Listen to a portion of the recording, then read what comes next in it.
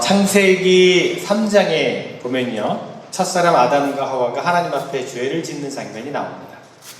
아담과 하와가 하나님께 범죄하여서 그 결과가 하나님으로부터 분리가 됐죠. 에덴 동산에 쫓겨나게 되었습니다. 그렇게 아담과 하와가 하나님으로부터 떠나서 하나님과 분리된 다음에 그 인류 역사에 나타난 그 다음의 모습은 뭐냐면 인간과 인간 사이의 갈등, 인간과 인간 사이의 분리가 나타나게 됩니다. 우리가 잘 아는 가인이 자기 동생 아벨을 죽이는 사건이 창세기에 기록되어 있습니다. 하나님으로부터 멀리 떠나게 된 인간이 만나는 현실이 무엇인가? 그것은 바로 사람과 사람 사이에서도 서로 미워하고 갈등하고 다투는, 더 나아가 죽이게 되는 그런 현실 속에 살게 되었다라고 하는 것입니다. 이것을 신학적인 용어로 표현하면 원죄라고 할 수 있겠죠. 그런데 대부분의 사람들은요, 이 원죄를 개인적인 차원에서만 이해를 하는 경우가 많습니다. 아담이 하나님 앞에 죄를 지었으니까 아담의 후손인 우리들은 죄인으로 태어난다라고 생각을 합니다. 그것이 원죄라고 생각합니다. 그렇게만 생각하는 분들이 많습니다. 하지만 원죄라고 하는 것은요, 그렇게 개인적인 어떤 유전적인 차원에서만 이해될 것이 아닙니다. 우리가 원죄 가운데 살게 되었다라고 하는 것은 아담의 범죄로 말미암아 시작된 죄가 가득해진 세상, 죄로 물든 사회적인 현실 속에서 우리는 이렇게 태어났고 또 살게 되었다라고 하는 것입니다. 즉 하나님과의 관계가 왜곡되어지고 인간과의 관계 또한 어긋나버린 그런 세상 속에서 우리가 태어나고 그런 사회 속에서 우리가 살게 되었다는 것이 사회적 차원의 원죄라고 할 수가 있습니다.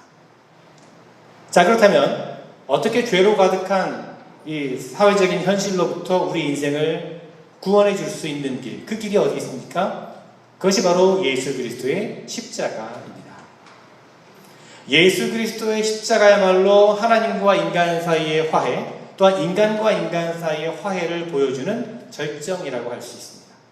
그래서 우리는 십자가를 바라보면서 십자가를 통해서 하나님과 인간 사이에 막혔던 담이 허물어지게 되었구나, 그래서 서로 미워하던 사이에 화평하게 되었구나 하는 것을 깨닫게 되는 것입니다. 그런데 여러분, 우리의 모습은 어떻습니까? 우리가 눈으로는 십자가를 바라보고 우리 입으로는 십자가를 통한 예수 그리스도의 화해 사역을 고백하면서도 여전히 우리는 다툼과 분열의 삶을 살고 있지 않는가 하는 것입니다. 사랑하기보다는 미워하는 것에 더 익숙하고, 이해하기보다는 판단할 때가 더 많고, 품어주기보다는 밀쳐낼 때가 더 많지 않습니까? 십자가가 무엇입니까, 여러분? 십자가는 내가 살기 위해서 너는 죽어야 한다라고 하는 세상의 논리를 뒤집어 놓는 사건이 십자가의 사건입니다. 다시 말하면 너를 살리기 위해서 내가 죽는 것, 이것이 십자가의 정신입니다.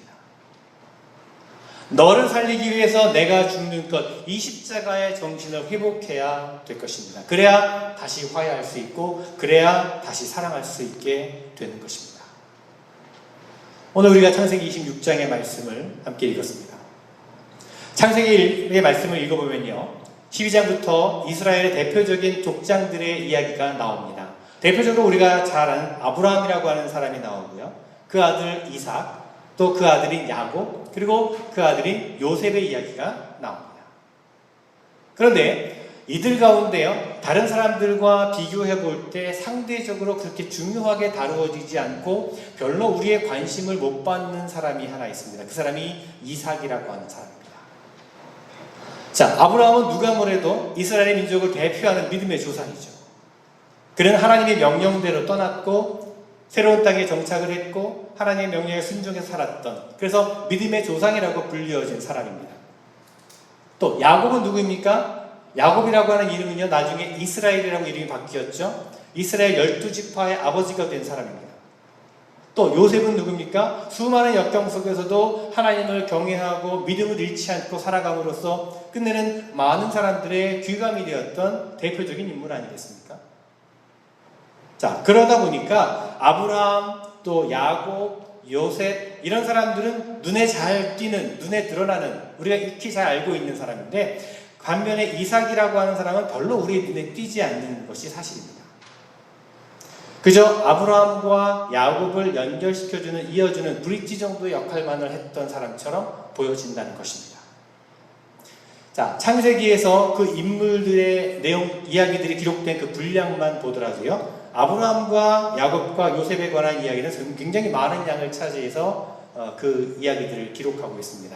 하지만 이삭에 관한 이야기는 오늘 우리가 읽은 26장과 다른 몇 곳에 조금씩 흩어져서 나올 뿐입니다. 자, 그렇다면 이삭은 어떤 사람입니까? 아브라함처럼 믿음의 조상이 되었던 사람도 아니었고, 야곱처럼 또는 요셉처럼 다이나믹한 그런 삶을 살았던 사람도 아니었습니다. 아브라함이 100세에 얻었던 아들, 그가 이삭이었습니다. 나이가 들어서는 아들 에서에게 내려야 될 축복을 그만 실수로 해서 야곱에게 내림으로써 에서와 야곱의 형제 간의 갈등과 미움의 어떤 빌미를 제공했던 사람이 또 이삭입니다.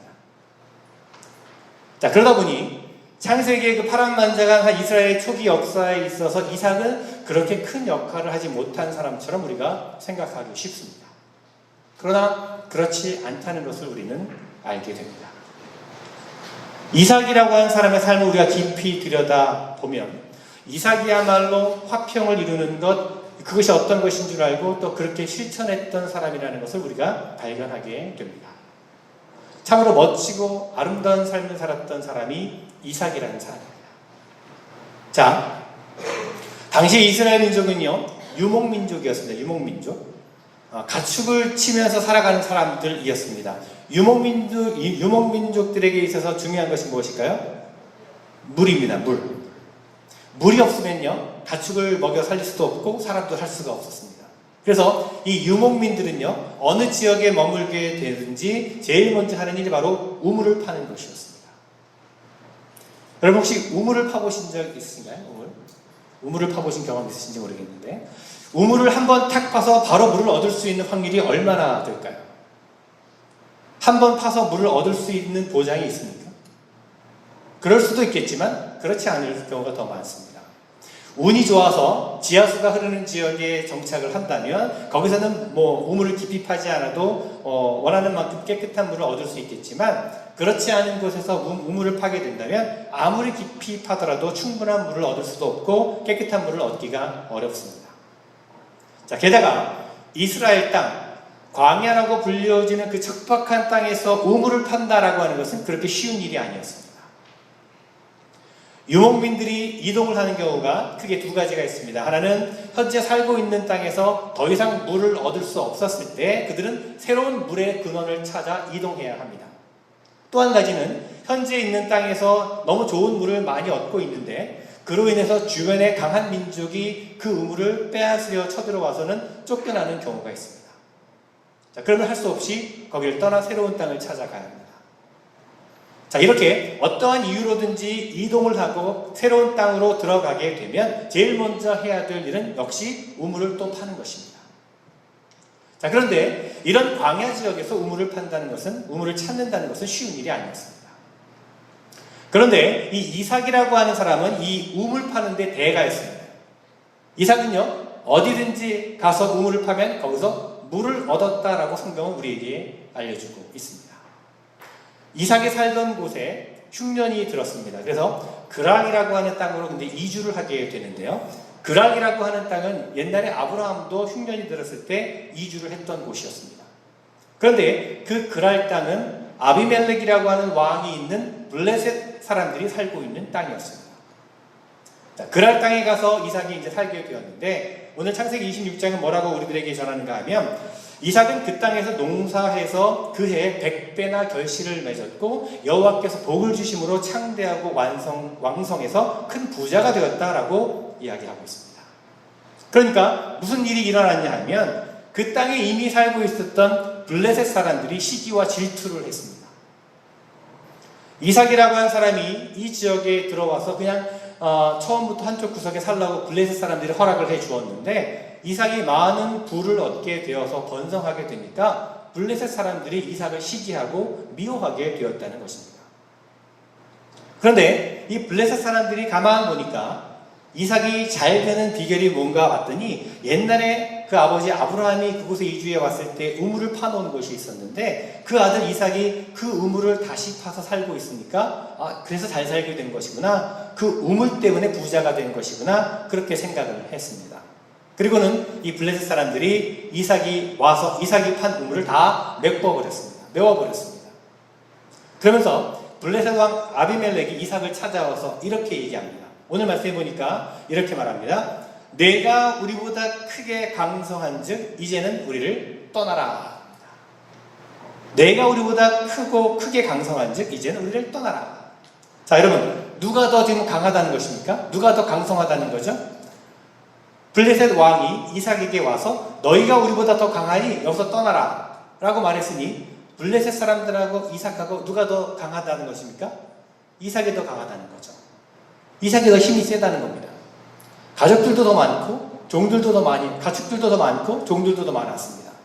자, 그러면 제가 아주 쉬운 질문 하나 드리겠습니다. 블레셋 사람하고 이삭 가족들하고 싸우면 누가 이기겠습니까? 예? 어렵나요, 질문이? 누가 이기죠? 이삭이 이기겠죠. 왜냐면 더 강성하니까, 더 세니까, 더 강하니까. 당연한 거 아닌가요? 그죠? 그런데 오늘 말씀을 보니까 좀 이상합니다.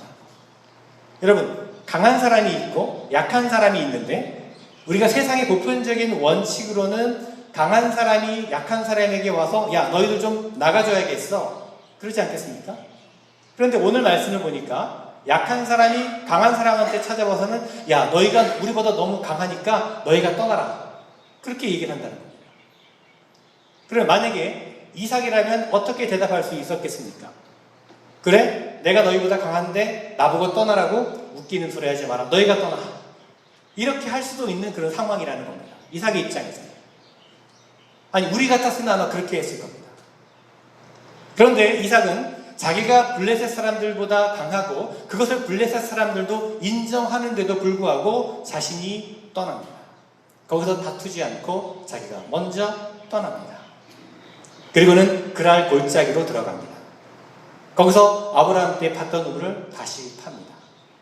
그곳에서 우물을 파고 물을 얻으며 살고 있는데 이번에는 그랄의 목자들이 또 나타나서 그 우물이 자신들의 우물이라고 내놓으라는 겁니다. 그렇지 않아도 아비멜렉으로부터 쫓겨난 것도 억울한데 우물을 파서 물을 얻으니까 또 내놓으라는 겁니다. 자, 이삭이 어떻게 합니까? 안 된다고 싸우나요? 아닙니다. 그럼 이 우물을 너희가 가져라. 그리고는 또 다른 곳으로 이동해서 우물을 팝니다. 거기서 또 물을 얻습니다. 그러니까 블레셋 사람들이 또 쫓아옵니다. 또 달라고, 또 내놓으라고 합니다. 우물을 또 내놓으라고. 그래서 3번이나 이동을 하게 됩니다. 그런데 블레셋 사람들이 가만 보니까 이삭이 가는 곳마다 우물을 파서 물을 얻는 겁니다. 그러니까 자기들이 쫓아가서 그 우물을 뺏으면 또 다른 곳에 가서 우물을 파서 물을 얻는 겁니다. 그래서 블레셋 사람들이 생각을 했습니다. 우리가 쫓아가서 이삭의 우물을 뺏는 것만으로는 이게 해결되지 않겠구나. 우리가 뺏으면 또 다른 곳에 가서 우물을 파서 물이 나오고 뺏으면 또 파서 물이 나오고 언제까지 우리가 이렇게 쫓아다녀서 뺏을 것인가? 차라리 이삭에게 가서 우리가 제안을 좀 해야겠구나. 그렇게 생각을 했습니다. 그리고는 블레셋 사람들이 이삭을 찾아왔습니다. 오늘 읽은 말씀 이후에 26절 이후의 말씀부터 보니까 블레셋 왕 아비멜렉 또 군대 장관 같이 이삭을 찾아갑니다.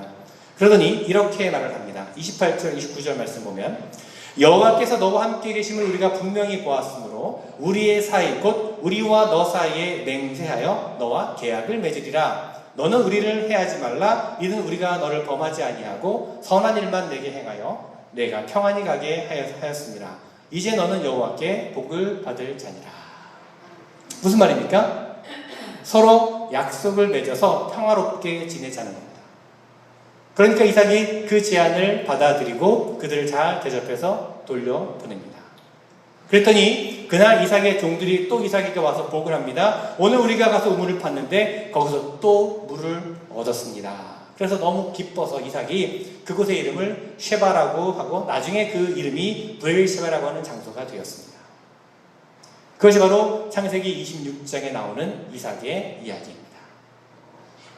여러분, 진정한 승리자가 누구일까요?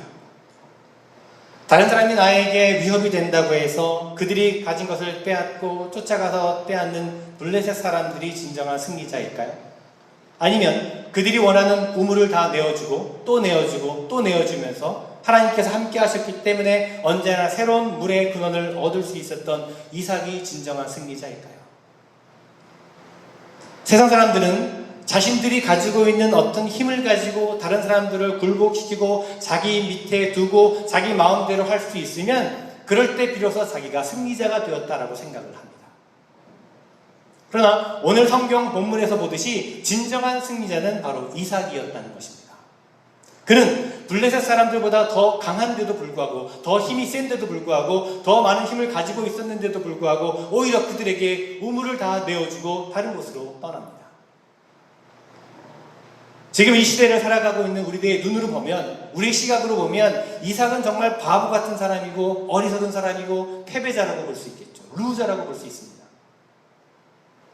자기가 힘이 약하면 할 수 없이 도망가야겠지만 자기가 힘이 강한데 왜 물러납니까? 오히려 그들을 물리쳐야죠. 그것이 우리의 생각입니다. 지금 우리의 생각은 그렇습니다. 그러나 이삭은 그렇게 살지 않았다는 것입니다. 그랬더니 하나님께서 이삭에게 은혜를 베푸셔서 그가 어디로 가든지 우물을 파기만 하면 그곳이 바로 샘의 근원이 되게 하셨던 것입니다. 힘을 가지고 남의 것을 몰아내고 힘을 가지고 남의 것을 빼앗으려는 사람은 그저 그 사람이 얻은 축복의 부스러기만 얻을 수밖에 없지만 남에게 내어주고 떠난 이삭은 가는 곳마다 축복의 근원이 되었다라고 하는 것입니다. 그렇다면 누가 진정한 인생의 승리자이겠습니까? 나만이 옳고, 그래서 나와 다른 사람들, 나와 생각이 다른 사람들, 나와 삶의 방식이 다른 사람들은 다 잘못되었다고 판단하고 정죄하는 사람들, 내게 힘이 있다고 해서 그 힘을 과시해서 그 힘을 가지고 다른 사람들을 무시하고 무너뜨리려고 하는 사람들은 마침내는 자신들이 판 함정에 빠지고 만다는 것이 성경이 우리에게 가르쳐주고 있는 진리입니다. 여러분, 진정으로 인생에서 승리하는 사람들은 어떤 사람들입니까? 진정으로 복된 삶을 사람들은 어떤 사람들입니까? 그 사람은 바로 함께 더불어 살아가는 길을 모색하는 사람들입니다. 더불어 살아야 나도 살 수 있다라고 믿는 사람들입니다. 그리고 그것이 나만 사는 것이 아니라 모두가 사는 길이라는 것을 깨닫는 사람들입니다. 그렇게 화평을 이루는 사람들이 진정으로 주님께서 예비하신 복을 받는 사람들이라는 것입니다. 그런 사람들이 진정으로 인생의 승리자가 될 수 있는 것입니다. 여러분, 바라기는 우리도 이삭과 같은 삶을 살아갔으면 좋겠습니다. 우리 삶의 자리에서, 우리 가정에서, 우리 일터에서, 또 교회 안에서, 그곳이 어디든지 작은 곳에서부터 우리가 속한 공동체부터 이삭과 같은 삶을 살아갔으면 좋겠습니다. 남이 가진 것을 빼앗음으로 행복해질 수 있는 길은 여러분 없습니다. 내가 가진 것을 내어줄 때 우리가 참으로 복된 삶을 살 수 있습니다. 이 시대는 바로 그런 사람들이 필요한 시대입니다. 때로는 힘있고 능력 있는 사람, 강한 사람도 시대가 필요한 사람이겠지만, 그러나 그에 못지않게 자신을 비울 수 있는 사람, 내려놓을 수 있는 사람, 포용과 이해와 나눔과 사랑의 마음을 가지고 살아갈 수 있는 사람이 필요합니다.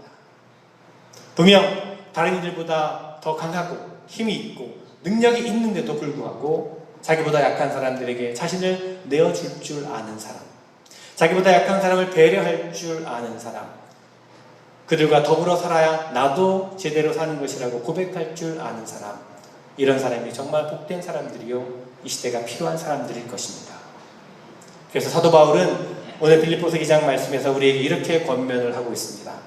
그러므로 그리스도 안에서 여러분에게 무슨 권면이나 사랑의 무슨 위로나 성령의 무슨 교제나 긍휼이나 자비가 있거든. 무슨 말입니까?